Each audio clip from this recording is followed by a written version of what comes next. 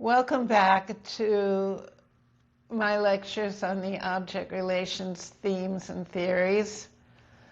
I lecture on British and American object relations theorists, including myself, and I'm Dr. Susan Kavaler-Adler. I am an American object relations theorist with theories on developmental mourning and demon-lover complex, as well as the love-creativity dialectic. I'm also the founder and executive director of the Object Relations Institute. Today I'm going to be speaking about self-sabotage through Ronald Fairburn's theory of moral defense, and Ronald Fairbairn is taught at our institute. Ronald Fairbairn is a Scottish theorist who came down to the British Psychoanalytic Institute, but has his own constellation of theories. I'm going to be speaking today about his idea of a moral defense and how it can be self-sabotaging on an ongoing basis. When a child is faced with having to feel safe by denying actual malignant, traumatizing, or abandonment in the parents, the child can decide to blame themselves. This is called the moral defense by Ronald Fairbairn, where the child blames themselves because the parents are blaming them and chooses to believe that they're bad in order to keep alive for themselves an image of the parents being okay. Otherwise, they would feel they're in a self-annihilating place where they feel that their parents are so crazy that they couldn't tolerate being with the parents and who they need desperately as children. So the moral defense is a way of turning all the blame against the self. For example, if the parents are abusive, either emotionally or physically, they can rationalize and say, I really deserve this because I'm a bad child. And that a child can do that because they're totally dependent on the parents, and they don't want to think their parents are crazy. They don't want to think their parents would just demonize them. They want to believe their parents are okay. So in order to keep a sane image of the parents, they blame themselves and rationalize any abusive behavior on the parents' part in order to maintain a positive image of the parents. And this can be a lifelong way that someone operates in their mind.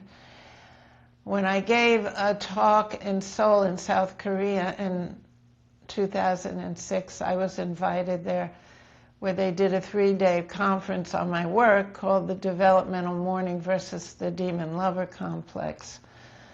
And in the course of explaining my theories, I went through speaking all the way from Freud through the British theorists and then to my own work. And when I got to Ronald Fairbairn and I talked about the moral defense, this audience of 150 or more people, at least 150, all got so excited that the men started asking a million questions and the women started crying, I need a therapist. It was such an excitement about what I was saying about the moral defense. And at that moment, the director of the Institute said, we're a schizoid society.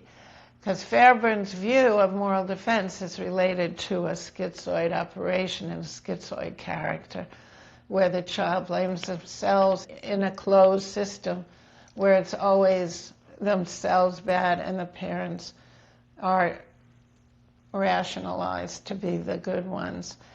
So he explained everybody's excitement by saying we're a schizoid society, so everybody is all excited by the idea of finding out about how they might have blamed themselves as children for things that weren't their fault, but were actually a scapegoating situation where they were blamed so that the parents could view themselves self-righteously as being right in punishing or emotionally discarding them.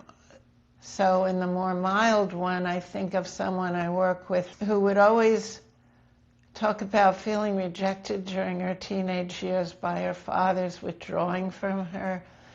And she talked about many issues with men that related to this until later in her life, where she, through therapy, she could come to terms, open up parts of herself, the feminine self that she had closed off, and open up to men, and had better view of men and could actually have an intimate relationship and a loving and sexual relationship. But whenever she would criticize either her father or the parents or her boyfriend, there was a quick turnaround into rationalizing her father's behavior and sometimes her boyfriend's, because she didn't want to have the anger at them.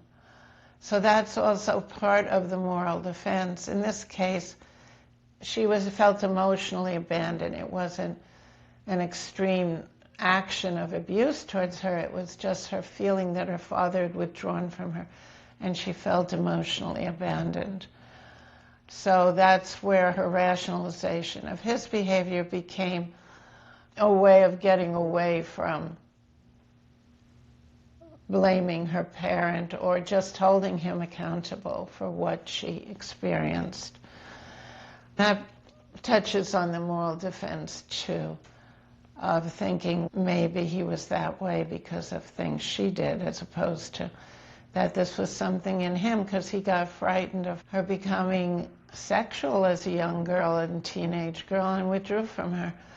She began to understand this, but she would still rationalize every time she touched on criticizing her father. Therapy isn't about blaming the parent, but it is about being aware of what happened in reality that the parent was really accountable for and needs to be held accountable for by the person in their own mind, as opposed to turning against the self and being in a self-sabotaging position of self-blame, which relates to Ronald Fairbairn's idea of the moral defense. So that's the topic for today, self-sabotage through Ronald Fairbairn's moral defense, a well-known now British object relations theorist. Thank you very much for joining me today. See you next time.